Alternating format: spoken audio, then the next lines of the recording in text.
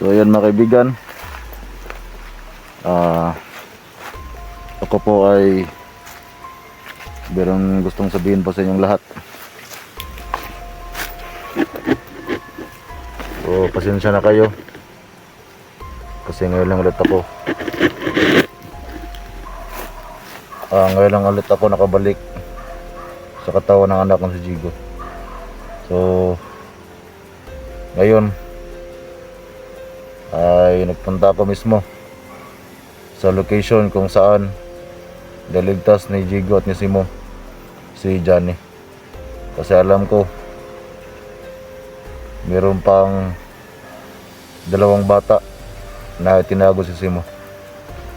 So ngayon gusto ko talagang magpunta dito na mag-isa, kasi alam niyo naman mga kaibigan na hindi ako pwedeng mag-explore na mayroong kasama.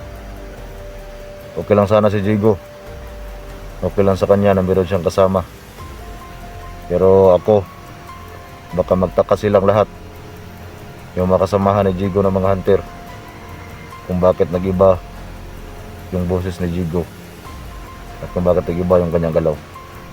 So gusto ko lang makatulong,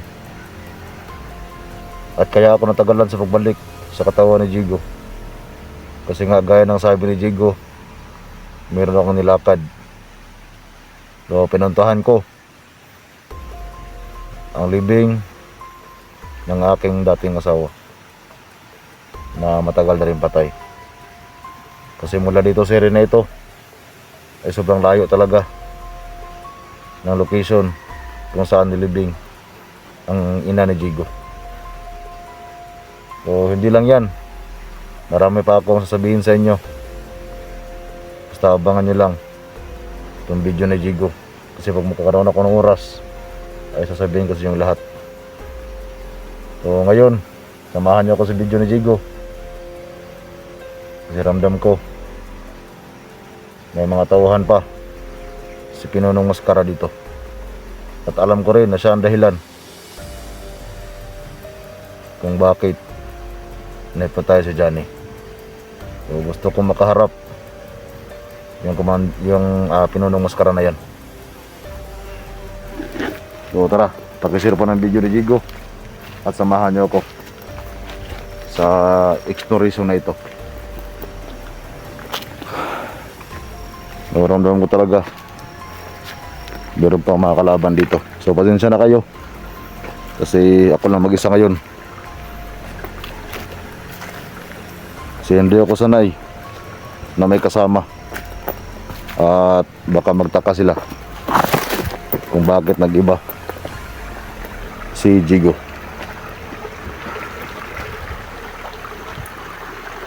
At alam ko rin na dito naligtas sila Jigo, si Johnny, at ang pakay ko ngayon dito ay hanapin ko yung dalawang bata na tinago ni Simo.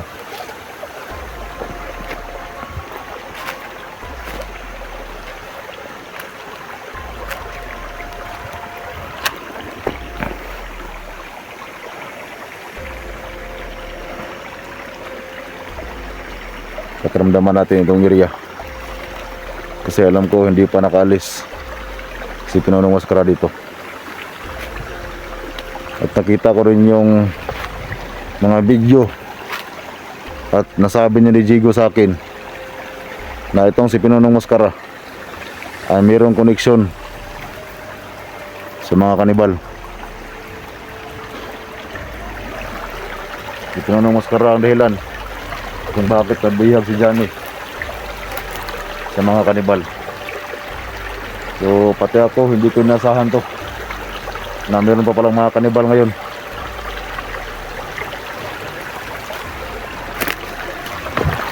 Itong kapa, babayin natin to. Kasi ramdam ko talaga meron pang mga tauhan si Pinonong Maskara dito.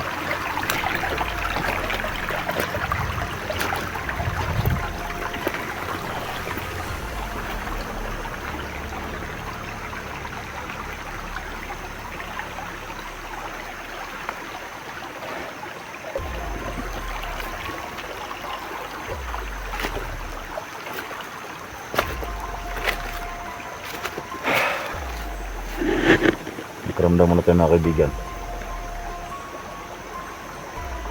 So sa pagkakaalam ko, si Simo at si Johnny ngayon ay nagsama. Kasi nga bago pa lang nila nakaligtas si Johnny. At nakita ko rin yung video nila at sinabi ni Jigo sa akin na bago pa lang nila na-update si Johnny. At kahapon nagpunta daw sila sa pinaglibingan ng ama ni Johnny. So ramdam ko yung naramdaman ni Johnny ngayon, kasi wala siyang malay, napatay na pala ng kanyang ama. So pati sila Jigo at Simo, wala rin silang malay, napatay na yung ama ni Johnny. Kasi nung pagkamatay ng kanyang ama ay hindi pa sila nakalabas dito sa area na ito. At sobrang layo ng area na ito mula doon sa kubo nila Jigo.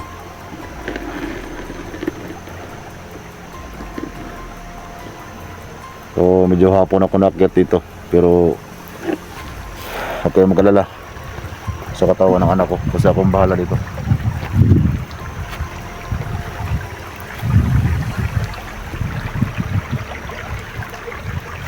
So ramdam ko meron talagang kalaban dito ngayon. Kaya kahit meron tayong orasyon ay huwag tayong kapanti. At tungkol nga pala sa orasyon ni Jigo, kung bakit ngayon ay naubos na sa kanyang katawan, ipapaliwanag ko yan sa inyo. Yung pagbalik ng orasyon ni Jigo sa kanyang katawan ay temporary lang po yun. Babalik yun kapag ihatid ko itong katawan niya sa altar na bato. Pero alam niyo naman, umalis ako, hindi lang yung libingan ng ina ni Jigo aking pinuntahan, kasama na rin doon kung paano ko talaga may balik ang kanyang dating mga orasyon, agimat, para hindi na talaga mawala sa kanyang katawan. Kasi alam niyo naman ngayon ay hindi pa talaga kaya ni Jigo na ibalik yung kanyang dating kapangyarihan. Kaya yung nagkaganon na nawala ulit dahil sa lagi niyang ginagamit. Pero kung babalik siya doon sa altar ba to, babalik din yun sa kanya. At ako lang mismo ang makapagpabalik noon. Kaya nga hindi niya naibalik agad, kasi kahit nagpunta siya doon na hindi ako kasama ay wala ring epekto yun.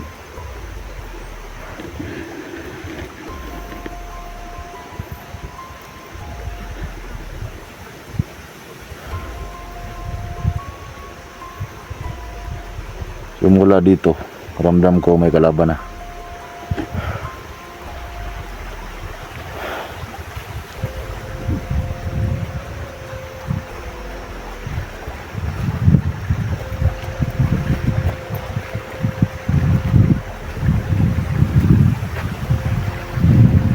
Saka bago ako pumasok sa katawan ni Jigo ay nagkapag-usap muna ako sa kanya na pupunta ako dito.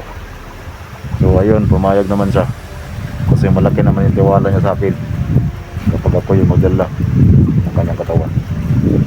Gusto ko lang din makatulong ngayon kasi matagal akong nawala.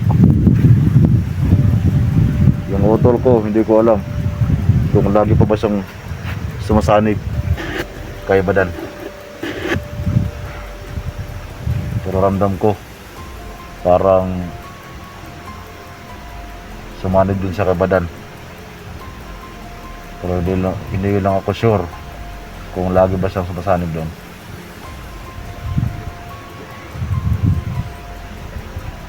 Ramdam ko talaga mga kaibigan, meron talagang kalaban dito.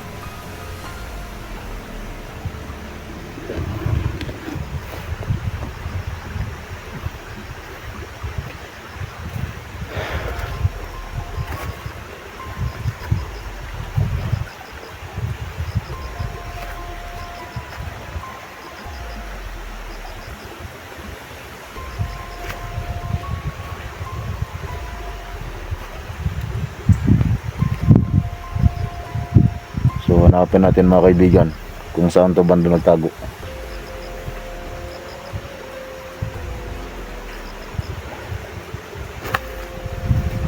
Sabi ko na nga ba, nandito lang. Ito, alam ko, tauhan to ni Pinonong Maskara. Alam muna natin to.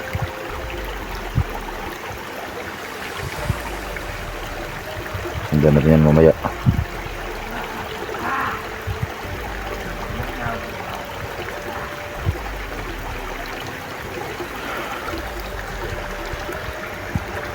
Ito, kasama rin to sa mga kumuha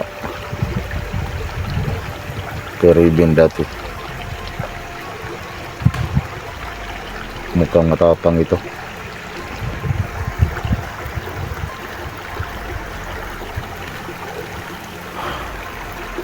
So hindi yan nakapansin kasi sobrang layo niyan. At alam ko naman na kayang-kaya natin yan.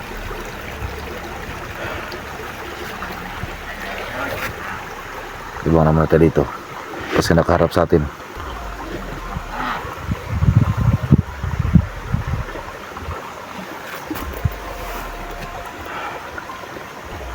So parang matapang to, pero tingin ko naman kayang-kaya natin to.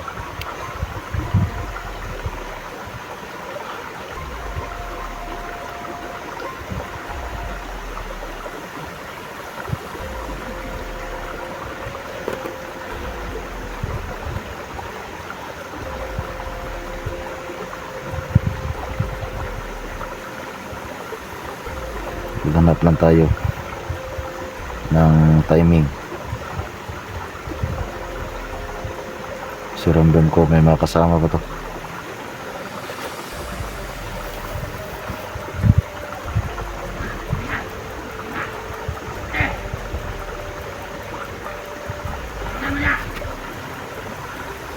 Sabi ko na nga ba may kasama ko.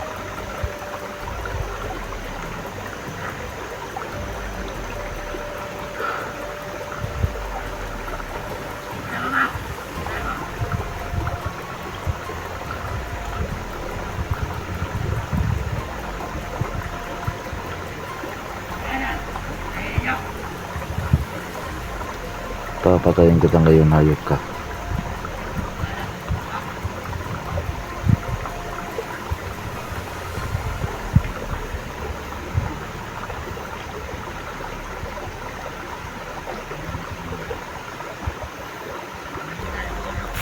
Susubukan ko ngayon mga kaibigan yung akong rasyon.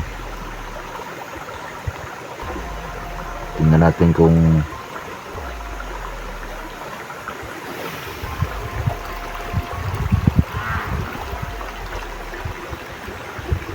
masito sa gilid.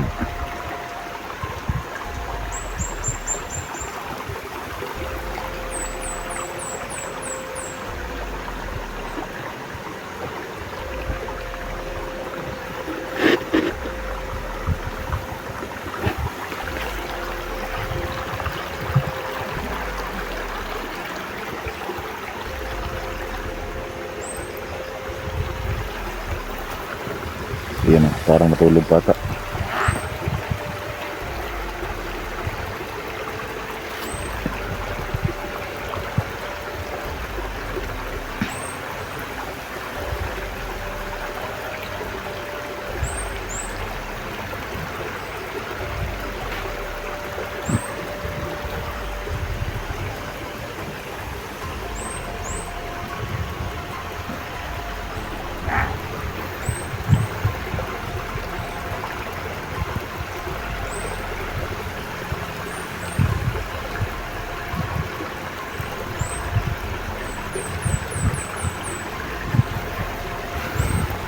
Pumasok sa may mga damuhan. Tara, abante tayo.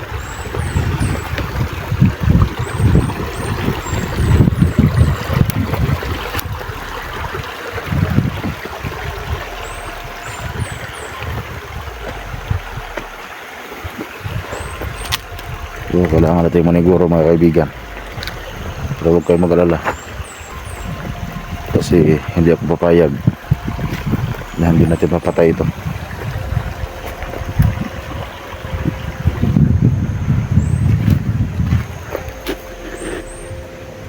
Yan lang nakaupo.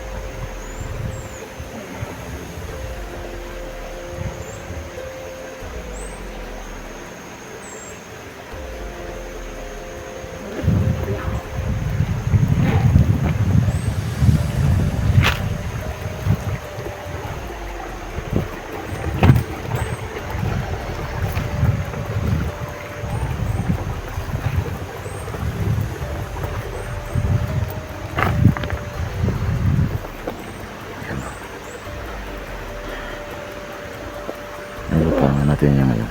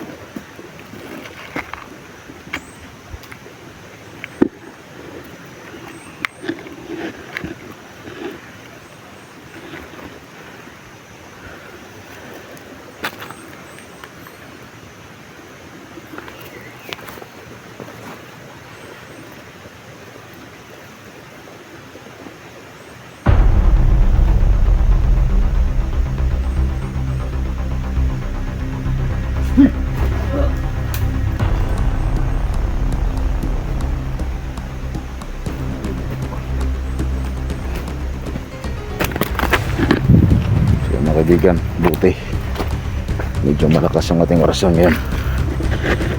Isang pitig lang natin.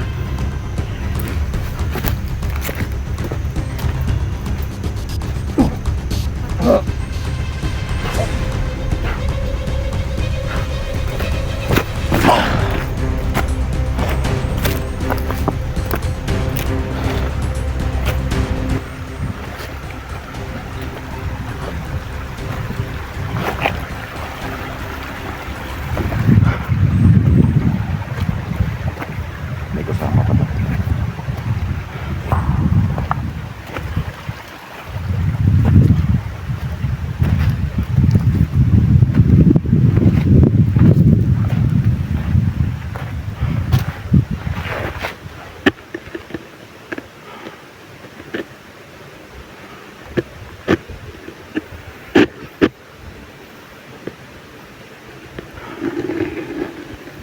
Meron sa mga tinuro kanina,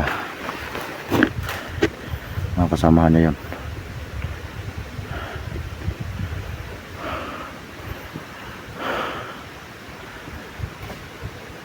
Masid lang tayo.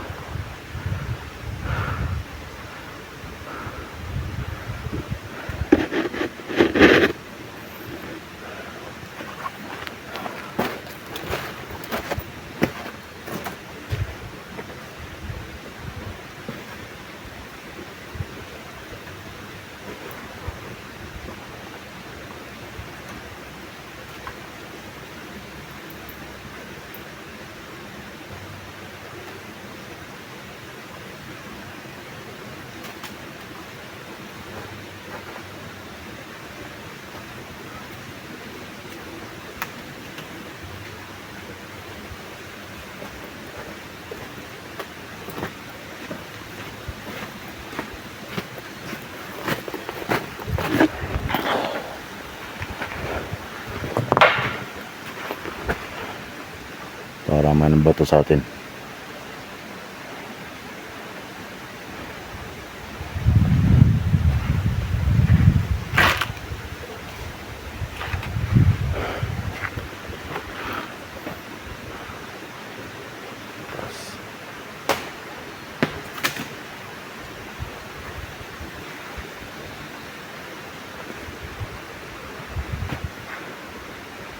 Para man ang bato sa atin